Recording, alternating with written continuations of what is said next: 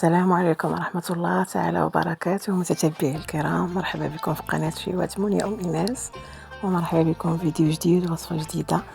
اليوم إن شاء الله غنشارك معكم البريوش أو القرص، كل واحد وكيف كيسميه. بما أنه إحنا في شهر رمضان كنحتاجوه، ضروري يكون عندنا في المائدة ديال الإفطار.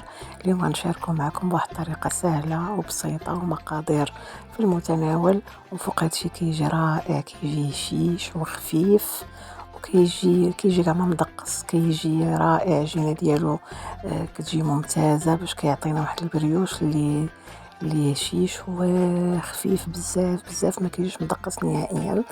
انا متاكده الا جربتوها انه غينال اعجابكم، وغتبقاو دائما تحضروا هذه الوصفه باش كيجيكم بها رائع. نتمنى تشاهدوا الفيديو حتى الاخير، وما تنساونيش من تشجيعاتكم الزوينه. ورمضان مبارك كريم. وندوزو للمقادير وطريقه التحضير.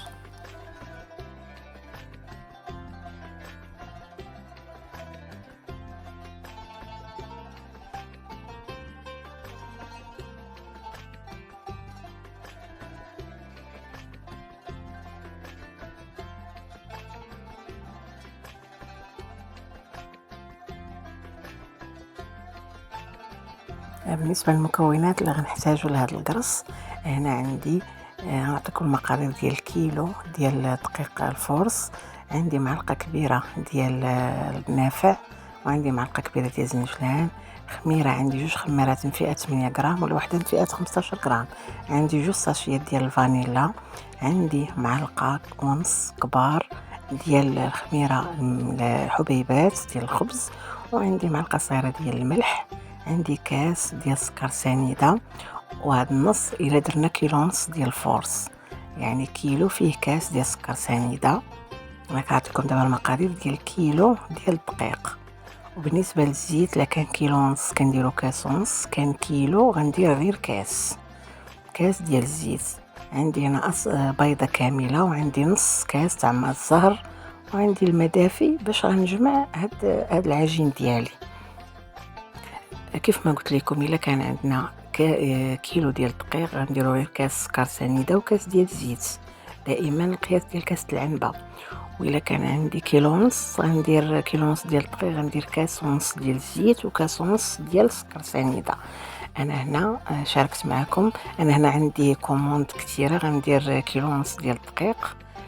نتوما عطيتكم المقادير ديال كيلو ديال الدقيق.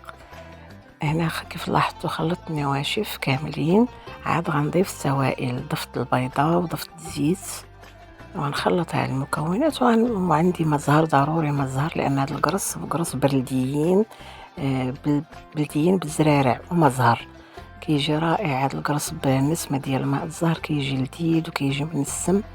صافي غنخلط هاد المكونات مزيان وغنعجن بالماء دافي. العجينه اللي كتكون عاديه بحال العجينه ديال الخبز ولا العجينه ديال المسمن، غير هي كنطلقوها شويه مزيان كتجي خفيفه. ضروري انها تجي خفيفه باش كيجيو هاد القرص كيجيو خفاف وكيجيو مهوين من الداخل، ما كيجيوش مدقصين. السر ديال هاد العجينه هو ان العجين يكون خفيف، يعني كنعطيوها الماء مزيان وكندلكوها مزيان. من الاحسن الا بغيتو هاد القرص يجيكم مزيانين غادي تستعانوا بالعجانه. انا هنا غادي نمشي للعجانه ضروري باش كنبغيهم يجيو مدلوكين مزيان، لان شويه عيانه كنت خدامه الكوموند ديال شباكيه وبريوات الناس في شعبان، ما قديتش نعجنها لانها كتبغي تدليك مزيان. ضروري ما كندلكوهم مزيان الا بغيناهم يجيو ناجحين ويجيو خفاف ويجيو مهوين. هادشي علاش استعنت بالعجانه. العجانه كتدلكهم ليا مزيان. صافي، وكنضيف هنا واحد 2 معالق كبار ديال الزبده في النص ديال الدليك، وكنعاود تاني نخدم العجانه، ولا كنعاود تاني ندلك بيدي حتى كتدخل ديك الزبده اللي كتكون بحراره ديال المطبخ كتدخل مع العجين. كنبقى ندلك حتى كنحصل على عجين كيكون خفيف وكيكون بحال الشكل ديال الناس اللي كيعرفوا الشيار. كيجيو خفاف. العجينه خصها تكون خفيفه بزاف، ما تكونش عاديه. كيف كتلاحظوا الخفه ديال العجينه كتكون بحال هذا الشكل. صافي، هنا غنغطيها ببلاستيك غذائي وغنخليها حتى تخمر. وتضاعف الحجم ديال العجين. كنغطيها. هنا انا الا كان عندكم فران سخون دخلوها الفران اللي كيسخن وطفيوه، اولا خذوا غير شي طنجره ديروا فيها الماء طيب حتى يطيب وحطوا فوقو العجينه ديالكم وغطيوها باش كيساعدنا انها تخمر لنا بسرعه ونكملوا الخدمه ديالنا. اولا كيف قلت لكم فران سخنوه وطفيوه وخشيو العجينه لداخل حتى كتضاعف في الحجم دغيا كتخمر لينا، ما كنتسناوش وقت كتير ودابا شويه باقي الحال بارد. صافي هنا غنحاول نهبط العجينه ديالي ونخويها من الهواء اللي فيها. صافي وغنبدا نشكل في الكريات ديالي دائما باستعانه بالزيت، لان العجينه كتلصق في اليد لانها خفيفه.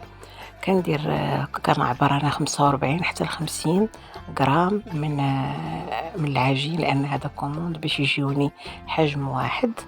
كنستعين بالميزان حدايا كنعبر فيه، كندير من 45 حتى ل 50 غرام في الحبه باش كيجيوني حجم واحد. صافي هنا غنستمر بعد العمليه حتى غنكمل العجين ديالي كامل. هنا اللي كيبغيو الشكلاط يمكن لكم تعمروها من الداخل بالشكلاط، هادو بلديين كيبقاو غير بالنسمه ديال مزهر والنافع وحبه حلاوه وزنجلان. بالنسبه للناس اللي ما كيديروش نافع وحبه حلاوه نفس العجين غديروا عادي ما فيه والو، غتضيفوا غير تعمرهم بالشكلاط. بالنسبه للوليدات كيبغيوهم الفطور كنديروا واحد شويه ديال الشكلاط لداخل. صافي هنا كيف قلت لكم غنستمر بهذه العمليه حتى نكمل العجين ديالي كامل وغنستو في اللاطات ديالي. هادو هما الكريسات ديالي من بعد ما درتهم في اللاطه. ضروري ان كنحطوهم متباعدين لانهم كيخمروا كيتزادوا في الحجم. هنا غناخذ صفر ديال 2 بيضات، غنضيف ليه شويه من صلصه الصوجا كتعطي واحد اللون زوين كيجيو ذهبيين واللون لامع. واخا ان صلصه الصوجا مالحه انا ما غتعطينا حتى مذاق، غير هي زوينه كتعطي كيف قلت لكم اللون ولامعه زوينه للقرص ولا اي مخبوزات سواء حلوين ولا مالحين. عوض ما ديروا نيسكافي ولا صفر البيض بوحدو يمكن لكم تستعانوا بصلصه الصوجا حتى هي كتجي زوينه. كيف كتلاحظوا كتعطي لون زوين ومازال ملي كيطيبوا كيعطيو لون رائع. صافي هنا غنزين يا اما بالزنجلان ولا بالبافو ولا بودر الخشخاش، اي حاجه متوفره عندكم يمكن لكم تزينوا بها. هنا بما انهم بلديين زينتهم بالزنجلان. صافي ولكن حتى كيخمروا عاد كندهنهم باصفر البيض. هاد النقطه كنأكد عليها، ملي نحسوا بهم خمروا كنغطيوهم يخمروا ولا كندخلهم الفران حتى كيخمروا يكون سخون وطافي. كنخرجهم كندهنهم باصفر البيض ولا هذا الخليط وكنزينهم باش ما بغيت وكندخلهم الفران كيكون سخون بحال باغيين نخبزوا الخبز. كيف ما كنخبزوا الخبز يكون شاعل من التحت غير كيتنفخوا كنشعل عليهم من الفوق باش يكملوا الطياب ويتحمروا في نفس الوقت. وما هادو الكريسات ديالي من بعد ما خرجتهم كيجيو بهذا الشكل. كتلاحظوا اللون ديك صلصه الصوجا واصفر البيض كيجيو زوينين، وفي نفس الوقت صلصه الصوجا كتحيد لنا الزفوريه ديال البيض. عوض ما نديروا الخل والحليب كنديروا غير صلصه الصوجا فقط. وما هادو الكريسات ديالنا خبزناهم كيف قلت لكم بطريقه ديال الخبز. كنشعلوا لتحت نحسوا بهم تنفخوا شويه وبدا كيدخل لهم الطياب كنشعلوا من الفوق باش يكملوا طيابهم ويتحمروا من الفوق ومن التحت. طريقه سهله في الطياب بحال ديال الخبز تماما. وكيجيونا هما هادو الكريسات ديالنا باقيين سخان كيف كتلاحظوا كيجيو خفاف ومهويين من الداخل ما كيجيوش مدقسين نهائيا. غير نصيحه ضروري هاد العجين ديال القرص كيبغيو يدليك مزيان وكيبغيو يكون العجين خفيف ما يكونش ثقيل، يكون خفيف يعني كنعطيوه الماء مزيان ودليك مزيان. هما هادو الكريسات ديالنا كيجيو محمرين واللون ديالهم كيجي ذهبي شهوه منهم. كيجيو في النسمه ديالهم كيجيو لداد بزاف بالنسمه ديال ماء الزهر ونافع وحبه حلاوه. ديك المعلقه اللي درت راه فيها الخليط ديال نافع وحبه حلاوه. اللي عنده نافع يديرو حبه حلاوه يديرها مهم، اولا كانوا مخلطين من الاحسن. وشويه الجنجلان كيجيو الصراحه رائعين وينفعونا في شهر رمضان سواء في الفطور ولا في السحور. ندوزوهم مع الرايب ولا مع الحليب كيجيو شهوه منهم كينفعوا في السحور.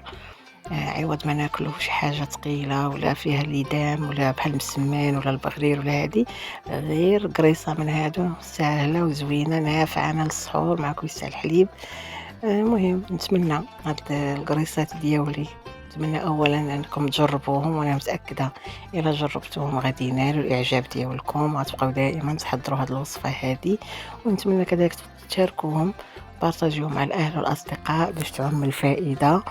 وما تنساونيش من التعاليق الزوينة ديالكم ولي لايك ديالكم اللي دائما كيفرحوني. لأول مرة يلتحق بالقناة نتمنى تشتركوا في القناة وتضغطوا على زر الجرس باش يوصلكم كل جديد من وصفاتي. ودمتم في أمان الله، إلى وصفة أخرى وإلى فيديو آخر بإذن الله، ورمضان مبارك كريم.